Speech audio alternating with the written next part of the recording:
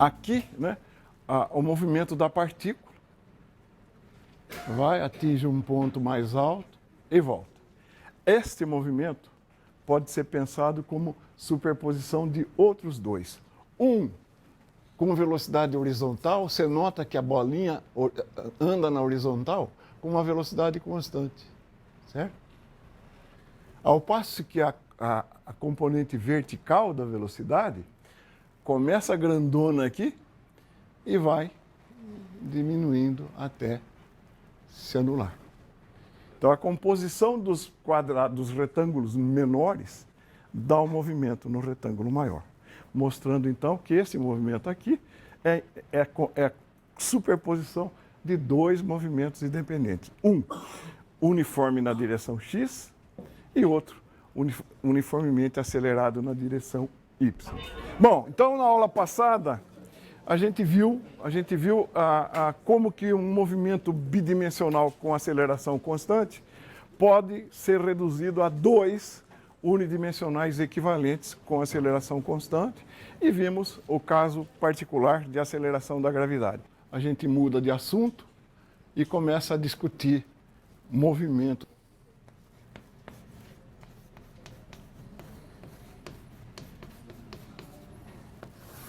Circular.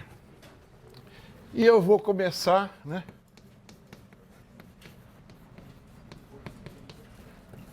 com o movimento circular uniforme. O movimento circular uniforme é um outro exemplo de movimento bidimensional que a gente pode tratar com as equações que conhece. Então, como o nome está dizendo, o movimento se dá sobre uma circunferência, certo? Com velocidade constante. Então, eu vou pegar numa posição qualquer aqui, né? Vou pegar numa posição qualquer aqui, daquela definição de velocidade, né? O V igual a dr dt, dessa definição aqui, saem duas consequências, né? Saem duas consequências. A velocidade é tangente à trajetória. A velocidade é sempre tangente à trajetória. Por que isso? Olha o caso, olha, você pega, né, uma trajetória louca assim, né? Aqui está o R, aqui está R de t mais delta t. O delta R é esse elemento aqui. À medida que eu faço o delta t tender a zero, né, essa secante vai se aproximando da tangente. Ou seja, a velocidade instantânea v é sempre tangente à trajetória em cada ponto. E o módulo dela, o módulo dessa velocidade aqui, é a velocidade escalar que a gente tinha estudado no capítulo 1. Então, duas coisas. A velocidade é sempre tangente à trajetória e seu módulo é aquela velocidade que nós tínhamos visto. Da definição A igual a dv dt, resultam também duas coisas, né?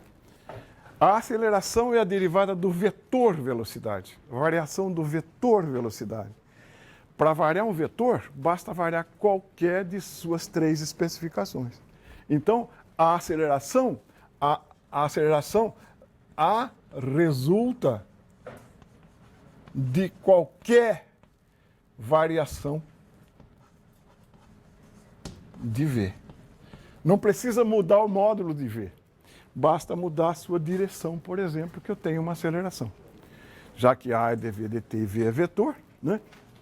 E segunda coisa, ela está sempre dirigida para dentro da trajetória. É impossível você fazer um movimento assim, né? Um movimento assim, que está a uma velocidade. É impossível se essa velocidade faz essa curva, é impossível que atue sobre ela uma aceleração assim. Isso é impossível. A aceleração é para dentro da trajetória. Tá bom? Com essas duas coisinhas em mente, vamos voltar para o movimento circular uniforme. O movimento circular uniforme, numa posição qualquer aqui, eu vou dizer que tem esta velocidade v tangente à curva, portanto, perpendicular à direção radial. Né?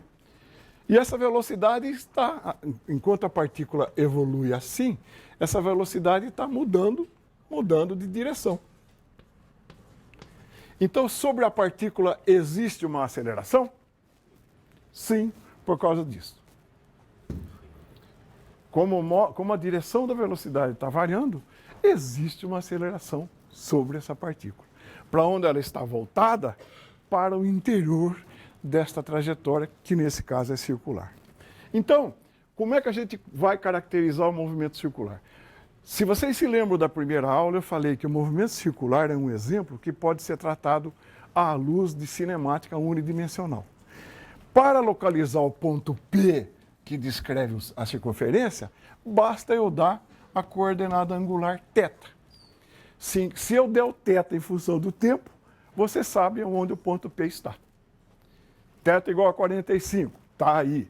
θ igual a 90, está aqui. θ igual a π, está aqui. Então, dando o ângulo θ, você localiza a partícula na circunferência e esse ângulo θ pode ser uma função do tempo. Ele pode não ser constante no tempo, etc. Então, agora vem um resultado geométrico que eu espero que vocês já tenham ouvido falar. Eu vou chamar de S o arco sobre a circunferência. E R é o raio da circunferência. Qual é a relação existente entre S, R e θ? Qual é a relação existente entre essas três grandezas? Vocês já ouviram falar na definição do radiano? Se você pegar uma circunferência e fizer,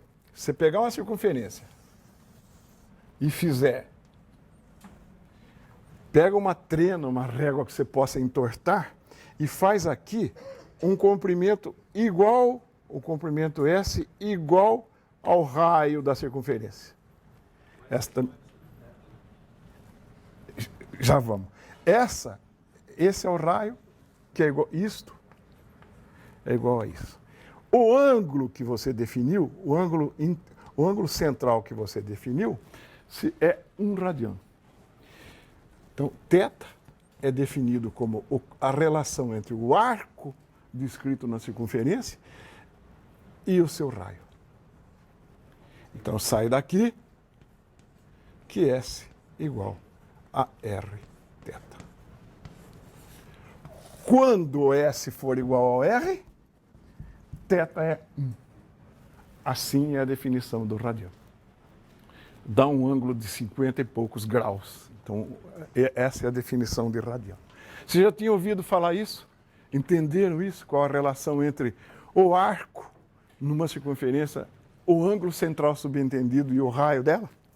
Essa é a relação, então, S igual a R de θ. S igual a R θ. Então, vamos evoluindo com a conceituação aqui. Se S igual a Rθ, eu não sou proibido de derivar isso, né? ds dt, o raio é fixo. Eu estou no movimento circular. ds dt igual a R dθ dt. Quando eu digo dx dt, isso aqui é o quê? O que é um dx dt? Tem dimensão de uma velocidade, não tem?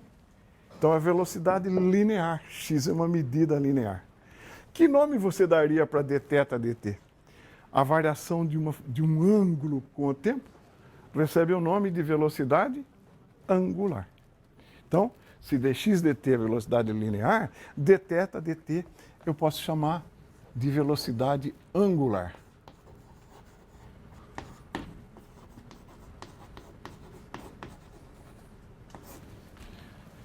Então, decorre imediatamente dessa equação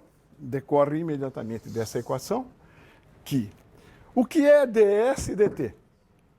A razão com que a coordenada sobre a circunferência está mudando. A derivada de um espaço em relação ao tempo é uma velocidade. Que velocidade? A velocidade tangencial, porque é esta velocidade aqui está o módulo dela, né? Módulo dela.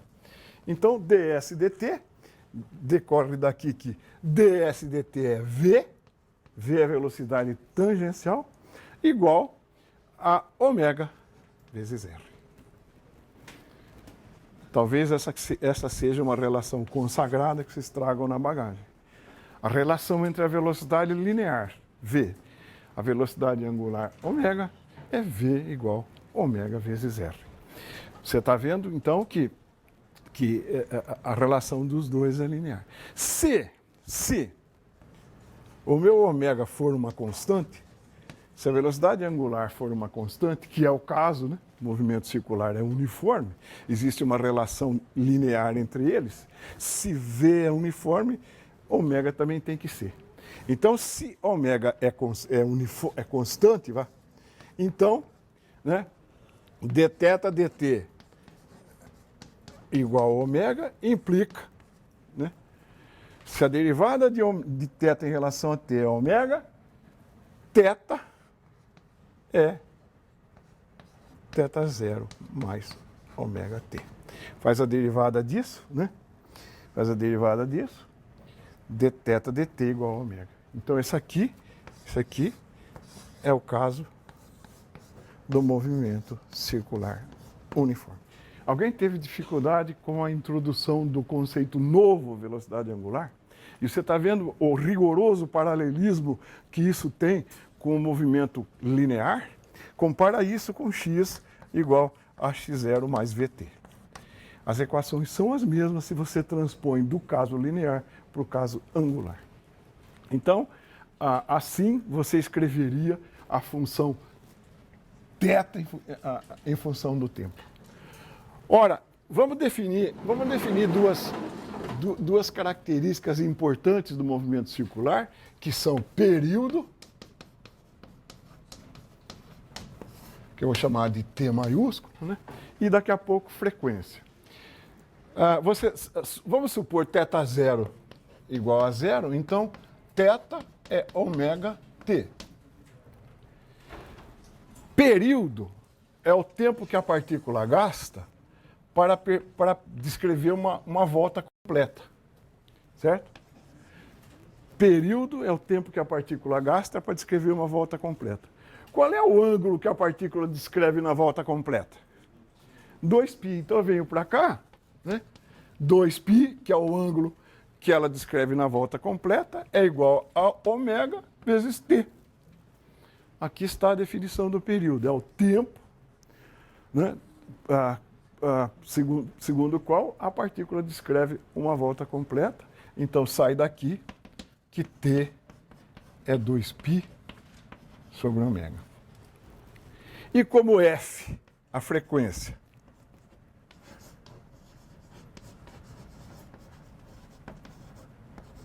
é 1 sobre t, como a frequência é o inverso do período, eu tiro daqui que ômega é igual a 2πf.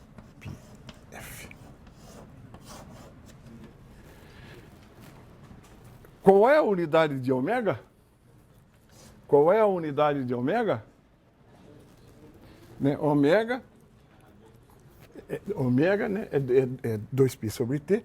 A unidade de ômega é radiano por segundo. A unidade de frequência é 1 sobre segundo. A unidade SI para ângulo é radiano, não é grau. Tá bom? Tá bom?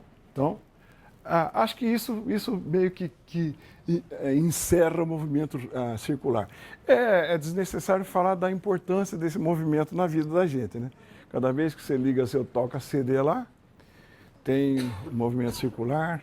Quando você liga um torno, tem um movimento circular. Nós executamos movimento circular em volta da Terra. Nós estamos num movimento circular, embora não percebamos. né, na nossa evolução em torno do eixo da Terra, esse movimento dura aproximadamente um dia. Durante esse movimento, nós estamos executando um movimento circular uniforme com o período de 24 horas. E isso é meio envolvido. Vamos determinar a relação das acelerações, né? As acelerações no movimento circular uniforme. Isso talvez tome um certo tempo, é um pouquinho envolvido fazer, eu vou tentar mostrar aqui. Eu vou fazer o movimento circular uniforme aqui, tá? Aqui.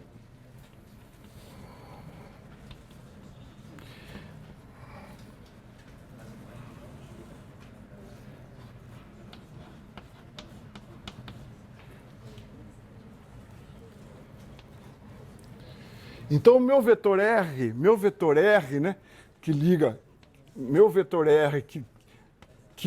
O a P, está se movendo em relação ao tempo à medida que a partícula evolui aqui. Então, se esse é R de T, aqui é R de T mais delta T.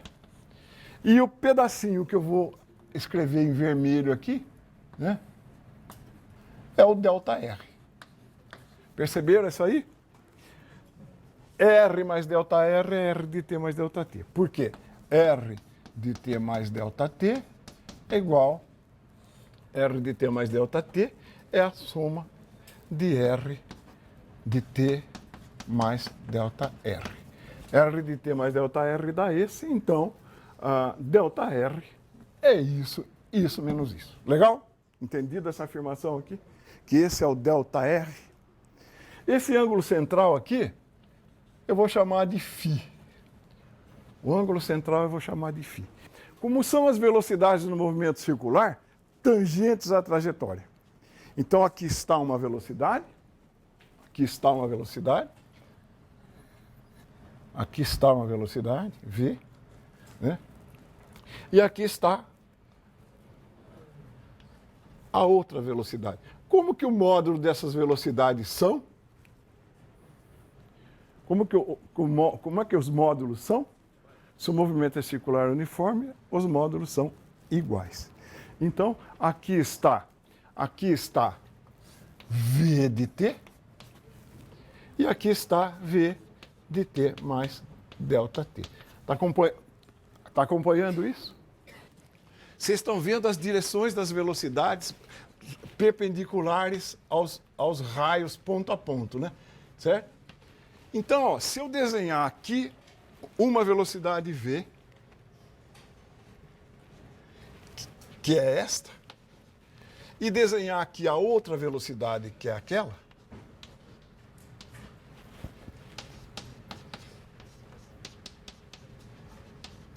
eu pretendo que essas velocidades sejam paralelas, tá certo? Não está muito não, mas tá bom? Tá bom? Qual é o ângulo entre as velocidades? Qual é o ângulo entre as velocidades? Tem um teoreminha em geometria que diz assim: ângulos de lados respectivamente perpendiculares ou são iguais ou são suplementares. Olha, esse lado é perpendicular a este. Esse lado é perpendicular a esse. Então, o ângulo que os V's formam é o mesmo que os R formam. Ou seja, esse ângulo aqui é o ângulo φ, aqui está o vetor ΔV. Entenderam o argumento? Eu vou repetir. Porque esses ângulos têm lados perpendiculares, o ângulo que o R forma é o mesmo ângulo que os V's formam. Então, esses dois triângulos são semelhantes. Né? Um triangulinho pegado aqui, né? É semelhante ao triangulinho pegado aqui. E eu posso usar a reação de triângulo para escrever aqui. Delta R, esse pedaço, está para um R, assim como, o que eu escrevo aqui? Esse pedaço está para isso, assim como o quê? Delta V está para V. Relação de triângulos semelhantes.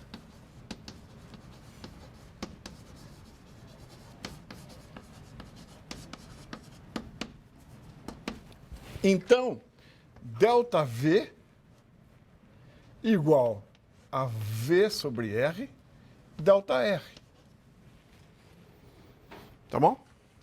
ΔV igual a V sobre R, ΔR. Eu posso escrever, eu posso pensar, né, numa aceleração média. Escrever, então, que ΔV, ΔT é V sobre R, ΔR, ΔT. Tá bom? ΔV sobre V, uma aceleração média, ΔR sobre R, ΔT, ΔT. No limite de ΔT tendendo a zero, o que eu escrevo? Esse limite, né? Limite de ΔV, ΔT, para ΔT tendendo a zero, é igual a V sobre R, limite de ΔR sobre ΔT, quando ΔT tende a zero. Isto o que é? É a derivada da velocidade tangencial, que é a aceleração tangencial. O limite de ΔV, ΔT é a derivada da velocidade tangencial, que é a aceleração tangencial. Isso aqui vale V sobre R. O limite de ΔR sobre ΔT, que é a coordenada na tangente, né? Quando ΔT tende a zero, o ΔR é uma coordenada da tangente. O limite desta coordenada, o limite desse quociente, simplesmente é V. Isso aqui, o limite de ΔR e ΔT, como ΔT tende a zero, é um elementinho na tangente, é a velocidade tangencial. Então, a aceleração vale simplesmente V quadrado sobre R. A aceleração A é V quadrado sobre R. E como V é igual a ômega R, você pode também escrever que a aceleração é ômega 2R. Eu estou lidando com essas coisas em módulo por enquanto. Agora, um conceitozinho avante para a gente melhorar essas notações, né? Vamos falar do versor R. Então, vou retomar o movimento circular aqui. Num determinado ponto eu tenho uma velocidade aqui. Tem uma velocidade, repito, tangencial. Aqui está o R, né? Aqui está o V. Eu localizo a partícula em relação ao ponto O, dando um vetor R. Né? Eu vou escrever isso agora como um vetor de posição da partícula P. Para isso, eu vou definir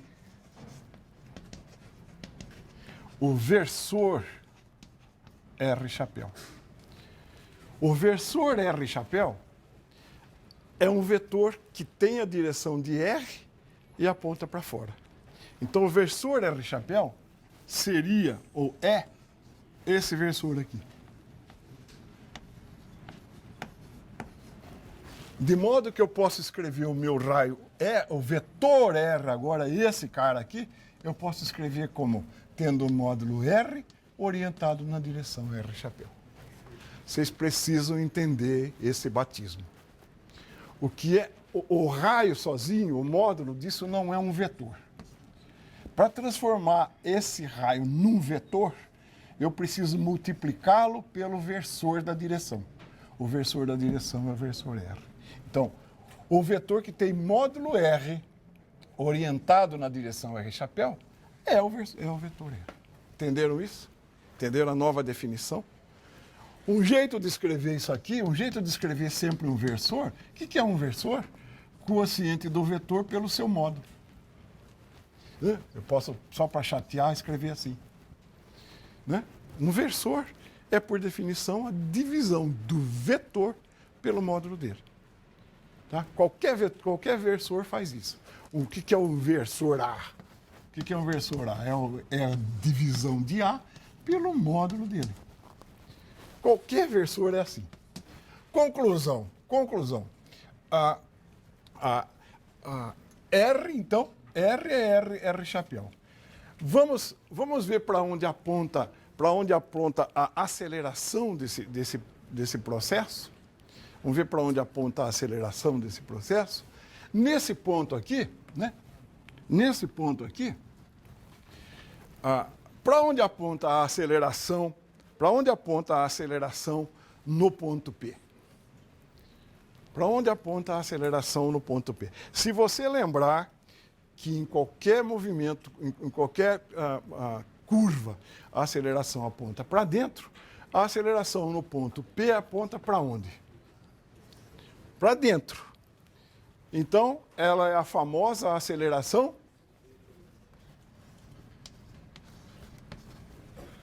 a aceleração aponta para dentro, é a famosa aceleração centrípeta.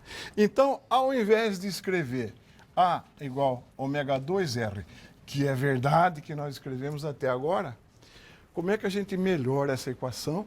Escrevendo-a de forma vetorial. Se eu quiser escrever A, eu tenho que escrever o quê? Eu tenho que deixar claro que o R aponta para fora e o A aponta para dentro. Eu tenho que deixar claro isso numa equação vetorial. O que vocês sugerem que eu escreva? Menos ômega 2 R. Tá bom? Assim.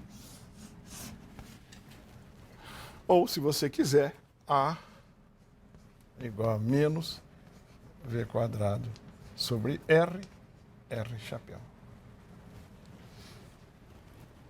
Tá bom? R chapéu não muda o módulo. O módulo de A tem que ser V2 sobre R. R chapéu confere a uma coisa escalar um sentido vetorial. Legal? Legal? Então, correndo um pouquinho, vamos falar de movimento relativo bidimensional e acabar a aula. O movimento relativo é muito simples porque é, na verdade, uma brincadeira de somar vetores.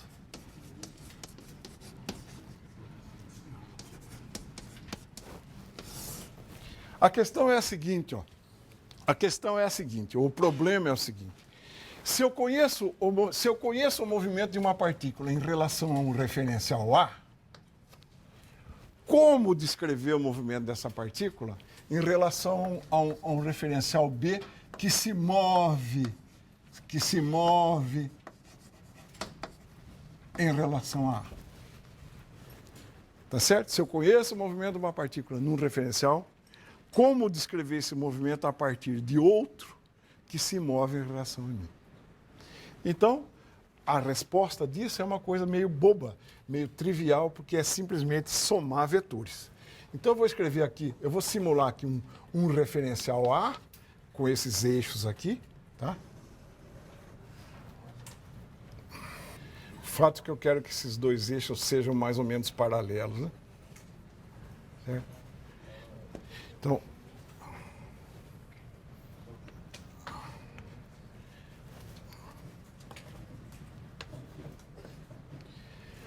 e eu vou escrever um ponto P qualquer aqui. Esse P é descrito pelo vetor RPA, R de P em relação a A, né? Aqui está o vetor de posição RPA.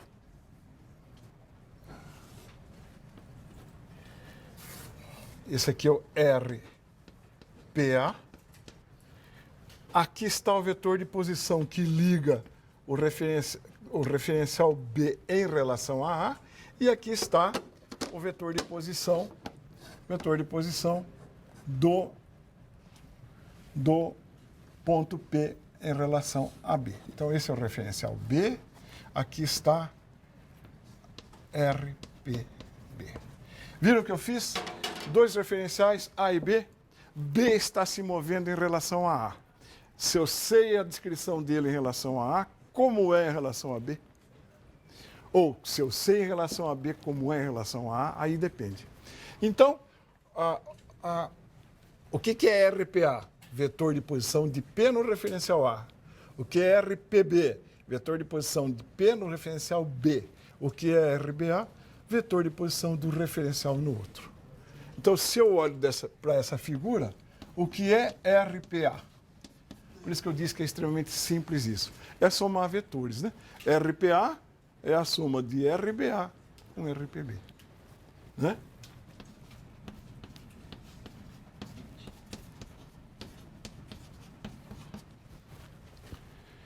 E, em geral, se isso está se movendo, né, essas coisas são função do tempo. Se isso está se movendo, a partícula, os dois referenciais entre si, tudo isso é função do tempo. Então, se este é o vetor de posição, o que é drPA dt? Que é drPB dt mais drBA dt. O que é isso? Derivada do P em relação ao A é a velocidade de P no referencial A. O que é isso? A velocidade de P no referencial B. E o que é isso?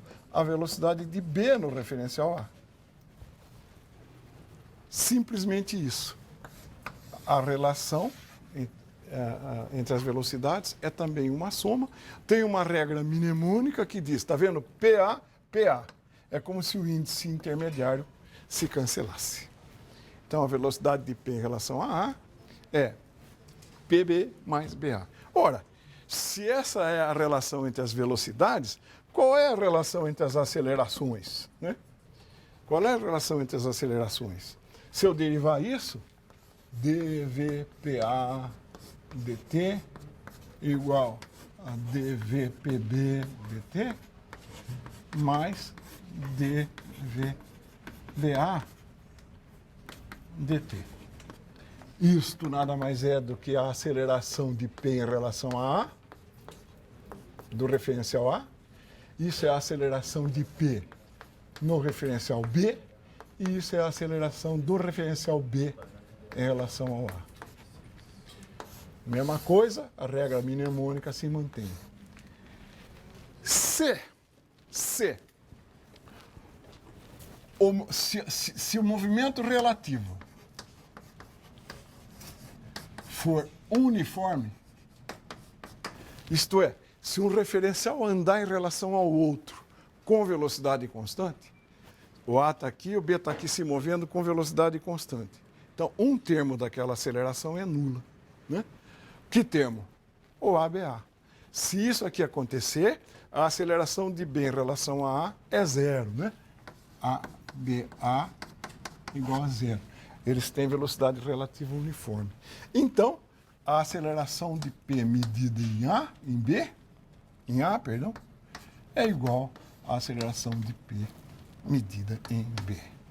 Isso aqui tem uma implicação importante. Quando a gente estudar as leis de Newton na semana que vem, nós vamos ver que as leis de Newton só valem para referenciais inerciais. E que dois referenciais que se movam com velocidade relativa uniforme, se um for inercial, o outro também é. Ou seja, em referenciais inerciais, a gente mede sempre as mesmas acelerações. A aceleração não muda quando a gente descreve um movimento de um móvel em dois sistemas de referências com movimento relativo uniforme. E para acabar a aula, um exemplo disso.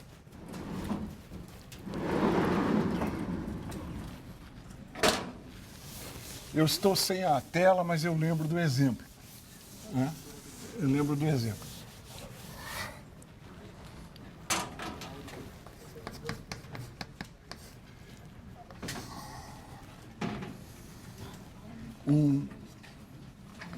Uma pessoa quer atravessar um rio de barco. A velocidade do barco em relação ao rio, ele costuma andar em águas tranquilas. Se for num lago parado, a velocidade dele em relação ao rio é 10 km por hora. Mas o rio desce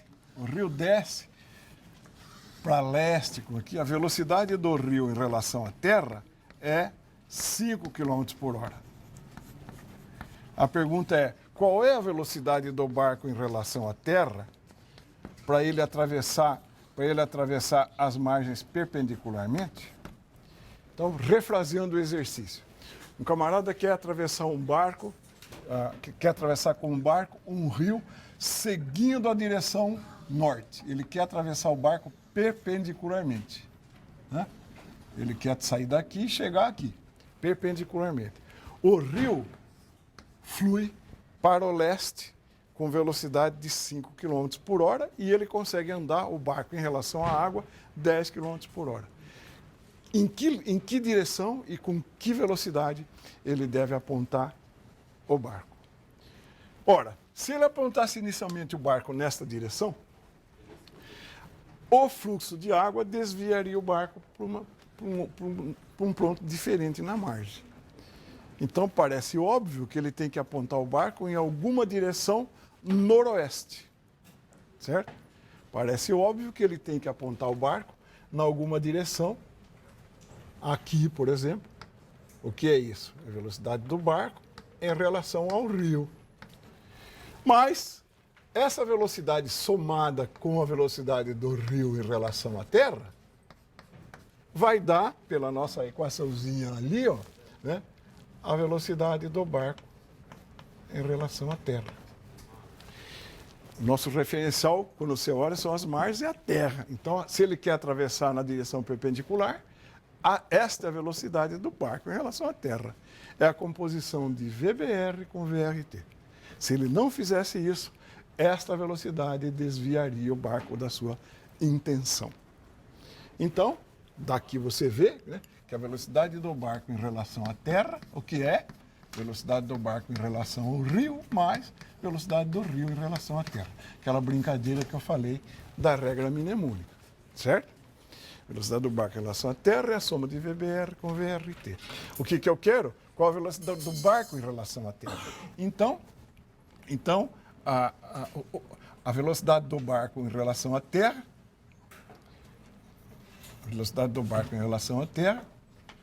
essa velocidade, né? O módulo dessa velocidade, é a raiz quadrada do módulo de VBR ao quadrado menos V. Tá? Isso é isso, quadrado disso é isso menos isso. Pitágoras, legal? Então isso aqui dá raiz quadrada. Velocidade do barco em relação ao rio, 100. Menos velocidade do rio em relação à terra, 5, 25. Isso dá raiz de 75, que grosso modo é 8,7 km por hora. Então, a velocidade do barco em relação à terra vai resultar 8,7 km por hora e o ângulo φ para onde ele apontou é o arco cuja tangente vale VRT 5 sobre VBT, que é 8,7, VRT sobre VBT, a tangente. VBT acabei de calcular. Esse ângulo aqui, se bem me lembro das anotações, é próximo de 30 graus. Tá bom? Então, lidar com o movimento relativo é lidar com soma ou subtração de vetores. Por hoje era isso.